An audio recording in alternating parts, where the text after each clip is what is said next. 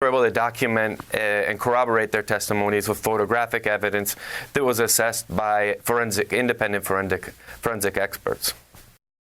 So that was the head of Cristasol, who worked with Human Rights Watch. And you can see our interviews with both Noah Bullock of Cristasol and Juan Papier of Human Rights Watch at democracynow.org. Before their report, in August, ProPublica and the Texas Tribune released a joint investigation that revealed how the Venezuelan men deported by the Trump administration say they endured those months of physical and mental abuse at CECAT. It included a video featuring 3 of the men who were held there: Juan Jose Ramos, Andre Blanco Bonilla, and Wilmer Vega Sandia. This is an excerpt.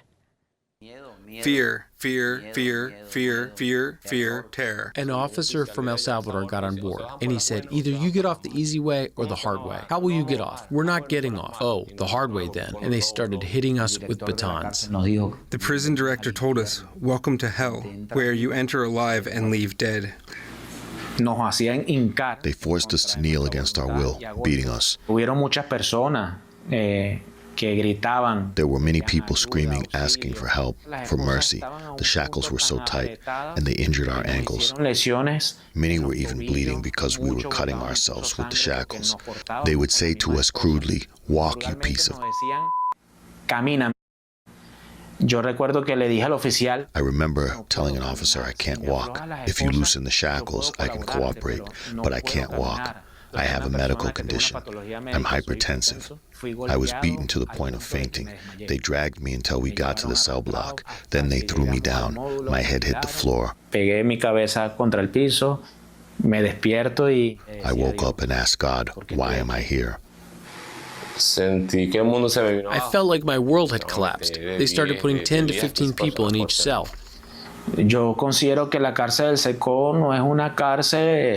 I believe the Seco prison is not a prison meant to hold inmates there. I feel like we were treated like animals. Food tastes like soap. It was shocking. The bathrooms were disgusting. They used the water we had to use the shower. Sewage, black water pipes ran through the cells. Some people developed respiratory illnesses because of that. The walls were full of mold. Sleeping on metal because the beds were iron. I said, how long are we going to survive this? So those are 3 Venezuelan migrants who the Trump administration sent to Salvador's notorious CECAT prison. They were featured in the Texas Tribune ProPublica report in August, but they're very similar to the stories that were told in the 60 Minutes report. I mean, I just watched the 60 Minutes report, not because it aired on CBS, but because the contractor in Canada played the 60 Minutes report because they were sent it, because they're used to running the 60 Minutes, and it was before it was spiked by the CBS editor-in-chief, Barry Weiss. I want to read more from 60 Minutes producer Sharon Alfonsi's internal memo about the decision to hold the segment. She writes, if the standard for airing a story becomes the government must agree to be interviewed, then the government effectively gains control over the 60 Minutes broadcast. We go from an investigative powerhouse to a stenographer for the state. These men risk their lives. 60 Minutes producer Sharon Alfonsi's internal memo about the decision to hold the segment. She writes, if the standard for airing a story becomes the government must agree to be interviewed, then the government effectively gains control over the 60 Minutes broadcast. We go from an investigative powerhouse to a stenographer for the state. These men risk their lives to speak with us.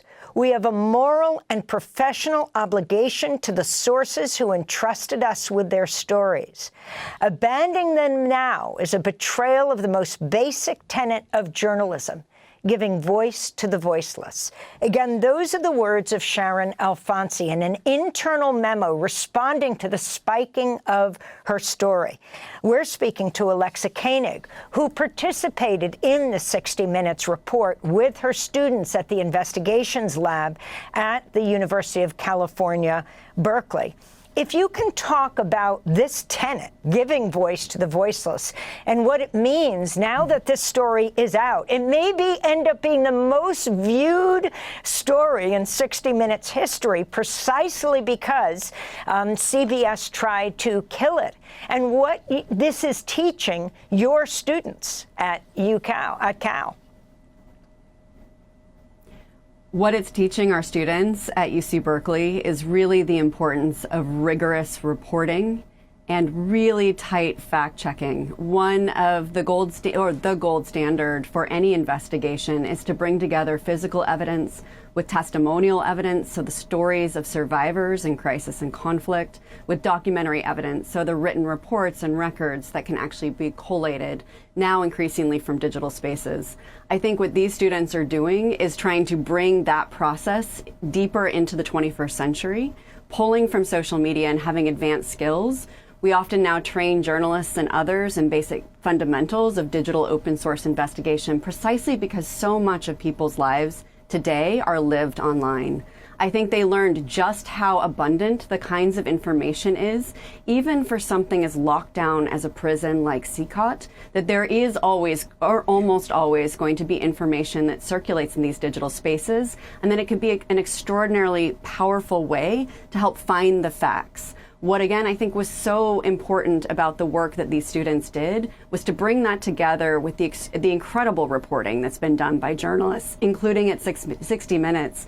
And I think when you get everything pointed in the same direction around the who, what, when, where, why, and how, and what people really experienced, you have a high degree of confidence that what you're getting at is the truth. And today, when there is so much noise circulating both online and off, to be able to get to that truth and have some common understanding of the facts of what is being done on behalf of the United States is a really important means for us to preserve democracy and ultimately fight for the rule of law. Finally, there's a really interesting point in this 60 Minutes piece. It's the story of Kristi Noem going to El Salvador, standing in front of caged men, most of them all tattooed. Can you talk about what your students found? Who were those men? Yes. So the implication by Kristi Noem standing in front of them were that these were the men from Venezuela that had been sent to El Salvador. But what you can tell from the tattoos and the types of tattoos on the men in the background is that these were almost certainly not the men from Venezuela who had been recently deported from the United States. These were likely Salvadoran gang members and others who were there for a backdrop, I think, for her particular presentation.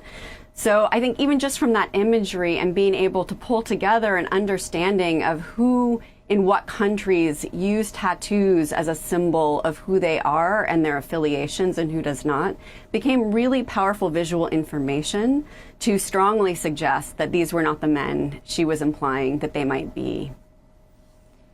And I wanted to ask you finally about the significance of the breaking news, just as the story broke, of the spiking of the story.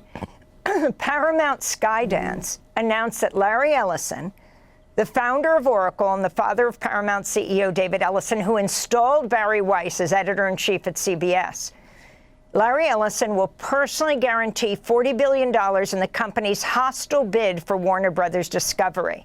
This comes about a week after the board of Warner Brothers rejected Paramount's offer in favor of Netflix. So if you can talk about the significance of this, if Paramount were to take over, they would take over, is this correct, HBO and CNN as well? One of the trends that I am concerned about is the concentration of ownership over media. We're seeing that with social media sites being purchased up. We're also seeing it with more traditional media, when so much of our ability to communicate out facts to the world is concentrated in a small number of people. And there's a squeezing of independent media and the ability to get independent perspectives and voices out more broadly. I think we're working with an information ecosystem that is highly dangerous for ensuring that there's a diversity of voices and perspectives that can be used to hold power to account and to strengthen the ways that we operate in society. We need that diversity. It's one of the hallmarks of America. And I think the ability to bring facts to the American people in ways that they can at least have a common basis of understanding for what's happening in the world. Alexa Koenig, I want to thank you so much for being with us, for doing this first interview since the 60 Minutes piece was spiked with Democracy Now! Alexa Koenig is co-faculty director of the Human Rights Center at the University of California, Berkeley, where she's also a research professor of law. She was interviewed for the 60 Minutes piece about her research into CECAT, along with the students at the Investigations Lab at University of California, Berkeley. Thanks for watching Democracy Now! On YouTube. Subscribe to the channel and turn on